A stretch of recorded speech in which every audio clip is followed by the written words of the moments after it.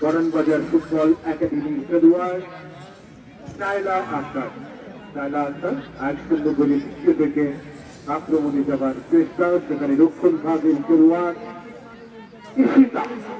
সীতা হরিপুর মাঠে পেনাল্টি শুটআউটে আপনারা শুনেছিলেন এবং দেখেছিলেন ঈশিতা বসালেন রক্ষণ সেন্টার থেকে দিয়েছেন আসমা।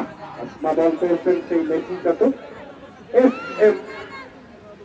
এম আলামিন্দার, যিনি হিরাই স্পোর্টিং ক্লাব মানব সংগঠনে যিনি সহজ সভাপতি কার্যকরণ করে। এস এম আলামিন্দার বুঝতে পারছেন আমার দর্শকের আক্রমণ, আবারও মুখোমুখি আক্রমণ দেখা যাক। সেখানে আপনার পরিশ্রম করে চলেছেন নিতাই, যার আমন্ত্রণে মূলত এই মাঠে আজকে আসা।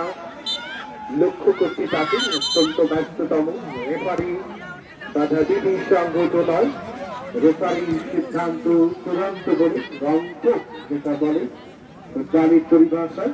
জয়পুরহাট ক্রীড়া সংস্থা এক হিসাবে ফুটবল ফেডারেশনের 3 জন প্রশিক্ষণপ্রাপ্ত মহিলা রেফারি, সেখানে কপি দলের যোগান দিতে পেরেছিলেন। এই কপি আবারও তার সাইডে গাড়ি কল্পনা থেকে হাবিবা হিরাই স্পোর্টিং ক্লাব আবারও বল দিয়েছেন রক্ষণ ভাগের জার্সি নাম্বার 12 সুরাই ব্যাটু।